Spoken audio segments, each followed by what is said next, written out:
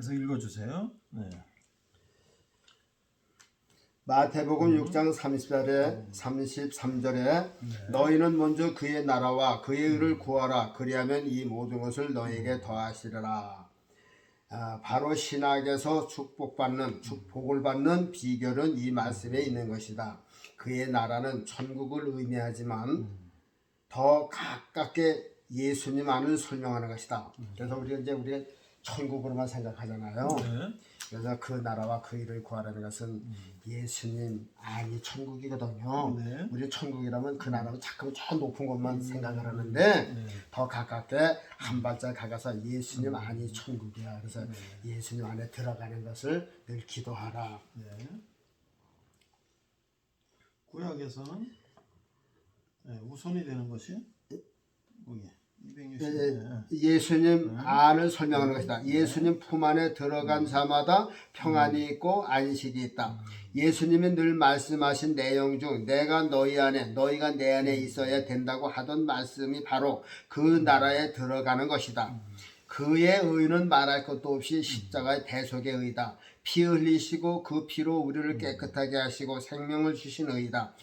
우리가 먼저 구할 것은 우리가 잘 들어보세요. 우리가 먼저 구할 것은 하나님이 보내신 예수를 구주로 영접하고 그 안에 들어가는 것이다. 일단 우리가 들어가면 그 다음에 복을 받는 거예요. 네. 그 들어가니까 이건 이제 문제죠. 들어가면 이제 일단 예수님 안에 들어가면 천국에 들어갔으니까 다른 복은 우리가 구하지 않아도 받는 거라 그 말이죠. 예수님 안이 천국이고 의로움이고 복받는 비결이다. 구약에서는 우선이 되는 것이 11조라도 예수님 시대에는 예수님이 우선이고 먼저가 되는 것이다. 우리 속에 예수님만 계시면 다른 모든 것도 받는 것이다. 이 모든 것이라는 단어 속에는 장수도 건강도 행복도 물질도 다 들어있는 것이다. 구하라 주실 것이요 찾으라 찾을 것이요 문을 두드리라 열릴 것이다 한 말씀도 모두가 예수님을 구하고 찾으라는 말씀이다.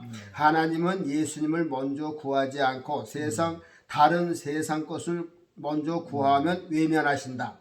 그러나 먼저 예수님을 구하면 하나님이 제일 좋아하신다. 예수님도 많이 주시고 다른 것도 덤으로 주시는 것이다. 이것이 신약시대 때 복받는 비결이다. 그러니까 우리나라 성도들은요 성경을 한자도 안 읽고 그냥 가서 그냥 무슨 뭐 돈이나 내고 그냥 복받으려고 이게 예수님 안에 들어갈 수가 있겠어요? 못 들어간다 그 말이죠. 로마서 8장 32절에 자기 아들을 아끼지 아니하시고 우리 모든 사람을 위하여 내어 주시니가 어찌 그 아들과 함께 모든 것을 우리에게 은사로 주시지 아니하겠느냐. 이게 신약시대 복받는 거는 마태복음 그 6장 33절에 있는 말씀이고 로마서 8장 이것이 복받는 비결이에요. 근데 대개 이런 거를 제대로 설명 안 하고 다 11조로 막 다 이렇게 하기 때문에 사람이 성경을 안 읽고 그냥 돈만 들이면 복 받는 줄 알고 생각을 하거든요. 그게 일반 세상 종교하고 똑같은 거지 뭐예요. 로마서 8장 32절에 이게 귀한 말씀이에요. 다시 한번 읽을게요. 자기의 아들을 아끼지 아니하시고 우리 모든 사람을 위하여 내어 주신 이가 어찌 그 아들과 함께 모든 것을 우리에게 은사로 주지 아니하시겠느냐. 야, 이게 귀한 말씀이에요. 아니, 그의 아들보다 더 귀한 하나님 뭐가 있겠어요? 그런데 그 귀한 아들을 주셨는데 다른 거 안 주시겠어요? 그러니까 그 아들 속에 들어가 있는 자는 다른 거는 예수님 안에 다 있거든요. 모든 만물이 다 그리스도 안에 섰다 그랬거든요. 그리스도 그 안은 이 세상이 몇 개 들어가도 전 세계 다 들어가도 남으니까 예수님 안에는 우리가 살 곳도 있지만 우리가 모든 필요한 것이 그 안에 다 있어요. 그러니까 보물창고 같은 그 예수님 안에 들어가면 다른 복을 구하지 않아도 다 받게 돼 있는 거죠. 신약시대 때 성도들과 그 나라들이 복받는 비결은 하나님의 아들인 예수님을 먼저 받아들였기 때문에 모든 것을 덤으로 은사로 받은 것이다. 그래서 예수님 잘 믿는 나라들이 보편적으로 잘 살고 선진국이 된 것이 11조의 사상보다는 하나님의 아들을 믿는 믿음에서 온 것이다. 누가복음 7장 22절에도 가난한 자들에게 복음이 전파된다 이랬잖아요. 저 세례 요한이 내가 다른 사람을 기다리니까 그러니까 예수님께서 그 보내신 자들고 너희들이 본 그대로 얘기하라. 죽은 자가 살아나고 귀신이 물러가고 가난한 자에게 복음이 전파된다 하라. 이게 근데 요것을 난 성경 읽으면서 아니 가난한 자에게 떡을 주시든지 뭐 직장을 주시든지 왜 가난한 자하고 상관도 없는 왜 복음을 주셨? 복음이 예수님 아니야? 예수님을 주셨을까? 그 의문이 가더라고요. 그래서 이제 쭉 이제 하다 보면 또 이해가 가는 게 누가복음 7장 20절에도 가난한 자들에게 복음이 전파된다 한다.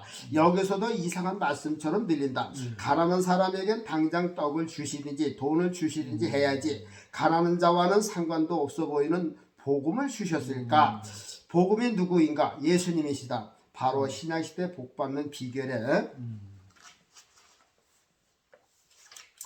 핵심적인 말씀이다. 예수님은 가난한 자에게 자신을 받으라 하신다. 예수님을 받은 자는 덤으로 다른 것도 받게 되기 때문이다. 예수님은 돈에 대한 말씀은 별로 안 하셨다. 마태복음 6장 19절에 너의 보물을 땅에 쌓아두지 말라 하신 말씀이 나온다. 이 말씀도 어폐가 무척 많아요. 이 말씀도 잘못 인식하고 있는 듯하다. 보물이라니까 우선 먼저 떠올리는 것이 이 세상 돈으로 착각을 하는 것 같다. 돈으로 설교하는 소리도 엄청 많이 들었어요. 예수님이 하신 말씀에 보물은 인간이 생각하는 돈이나 물질이 아닌 것이다. 성경에서 보화다, 보물이다, 진주, 황금, 보석은 바로 예수님을 상징한 말씀이다. 요한복음 5장에는 밭에 감추인 보화라고 하셨다. 진주 장사 비유도 하셨다. 바로 나를 예수님을 세상에서 가장 귀한 보물같이 여기고 생각하라 하신 말씀이다. 성경에는 돈을 사랑함이 일만하게 뿌리다 했는데 그러면 그 돈을 천국까지 끌고 올라가서 잔뜩 쌓아놓고 사모하고 생각하라는 말씀이 된다. 그런 게 아니야? 보물 있는 곳에 내 마음도 있다. 그러니까는 보물을 저 하늘에다 쌓아놓고 만날 그거 보물 돈 생각하는 아주 돈하고 양반을 치워야 모든 것을 나 참 이걸 보고 너무 그렇게 이게 하나님의 종교를 세상 종교, 우상 종교, 돈 종교를 만들어 가고 있다니까요. 천국에까지 끌어올려가서 잔뜩 쌓아놓고 예수님 생각하지 말고 돈만 바라보고 생각하라는 얘기죠. 하나님 우편에 계신 예수님을 항상 바라보는 말씀이죠. 스데반이 순교를 하면서 누굴 쳐다봤어요? 예수님을 그렇죠. 그렇게 우리가 예수님 보아처럼 생각하고 예수님 그렇게 쳐다보라는 건데 그럼 예수님 말고 거기다 돈을 넣고서 돈 보내는 거야? 이게 참 신앙이 얼마든지 이게 처음엔 뭐 예수 어쩌고는 똑같은 것 같아도 탑get도 맞는 거는 완전히 표적 바깥을 맞는 건 맞는다니까요. 스데반이 순교를 하면서 예수님을 바라본 것처럼 말이다. 예수님은 바리새인한테 책망하실 때 너희가 박하와 회양과 근처의 11조를 드렸어도 의와 인과 신은 버렸도다. 이 말씀 속에서도 의와 인과 신은 누구인가? 예수님이시다. 그러니까 11조보다 앞선 것이 말씀인 예수님이시다. 바리새인은 11조를 잘하고도 책망받았다. 신학에서 11조로 복을 받는 것이라면 가난한 자들에게 11조 설교를 많이 하셨을 것이다. 그런데 일체 안 하시고 복음인 자신만 믿으라고 하신 것을 볼 수 있다. 공생의 3년 동안 11조를 생명과 같이 무게를 두고 귀중한 뜻으로 말씀한 것은 한 군데도 없어 보인다. 가벼운 뜻으로 이것도 해가고 저것도 하라고 하셨다. 그거는 그 당시에 레위인들이 있기 때문에 아직 이스라엘 법이 있기 때문에 레위인들 먹여 살기 위해서 그러는 거지. 그 예수님 그 후로는 이 법이 다 이제 폐지가 된 거죠. 그것은 인간이 모이게 되면 돈이 필요한 것을 아시기 때문이다. 예수님도 12 제자와 같이 생활하실 때 가룟 유다가 돈을 관리했다. 구약에도 곡식 또는 소의 입에 망을 씌우지 말라 하신다. 신약에도 일꾼들이 삭슬 받는 것이 당연하다 기록했다. 베드로 사도도 죽을 때까지 복음을 전하여서 돈에 대한 설교는 별로 안 했고 바울 사도 역시 약간의 말은 했지만 지금의 교회들처럼 11조 복음에는 중점을 두지 않았다. 바울 사도는 심지어 내가 전하는 예수 외에 다른 복음을 전하면 저주를 받으라 했다. 11조가 복받는 복음이 되어서는 안 되는 것이다. 구원도 예수님, 복도 예수님이 한다. 열왕기하 4장에 이런 말씀이 나온다. 엘리사 선지자를 위하여 수넴 여인이 작은 방을 준비하고 책상, 걸상, 촛대와 침대와 촛대를 준비하고 엘리사로 하여금 쉬었다 가게 한다. 엘리사가 방에서 쉬면서 게하시에게 말하기를 이 수넴 여인이 우리에 대하여 생각이 주밀하도다. 내가 무엇을 하여 주었으면 좋을까 물었다. 이때 게하시가 하는 말이 이 가정의 두 부부가 나이는 많은데 자식이 없다 하다. 엘리사가 여인을 부르라 하여 왔다. 명년의 아들을 아내리라 했다. 네. 여기 무슨 뜻이 있는가? 네. 무슨 뜻이 있을까? 수넴 여인은 아들을 받기 위해서 방을 준비한 것이 아니다. 그렇죠. 지금은 부자 되기 위해서 11조를 내고 있어요.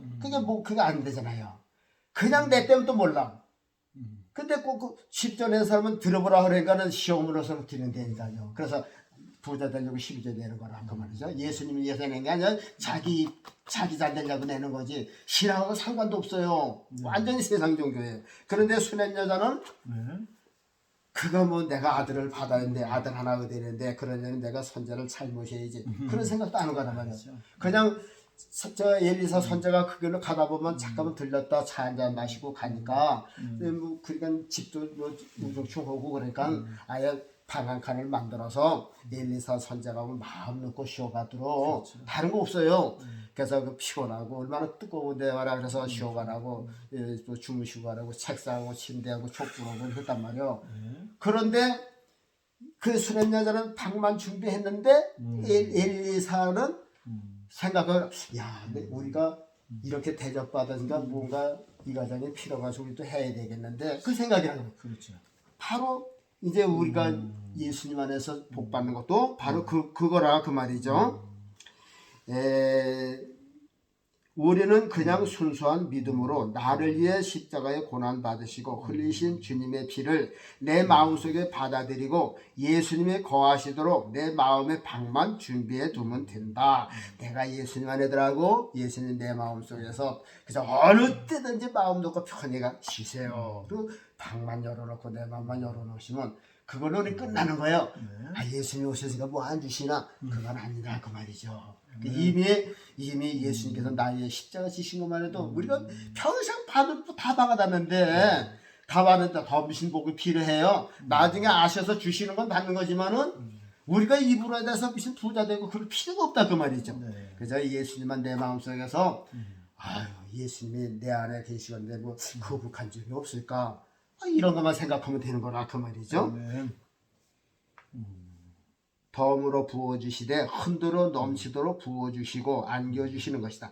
마법사 시몬이 돈을 들여 성령을 사려 한 것처럼 오늘날 돈을 들여 복을 사려 하고 있는 것이다. 안식일 교회가 예수 믿어도 안식일을 지켜야 된다고 하는 말이나 예수 믿는 헬라파의 바리새인들이 예수 믿어도 할례를 받아야 된다고 주장하듯 예수 믿어도 11조를 잘해야 복을 받는다고 한다면 그 나라와 그의 의를 예수님을 구하면 이 모든 것을 주시리라 하는 성경 말씀은 있으나 마나한 말씀이 되는 것이다. 스데반처럼 돌에 맞을 준비하고 썼다. 스데반처럼 돌에 맞을 준비하고 썼다.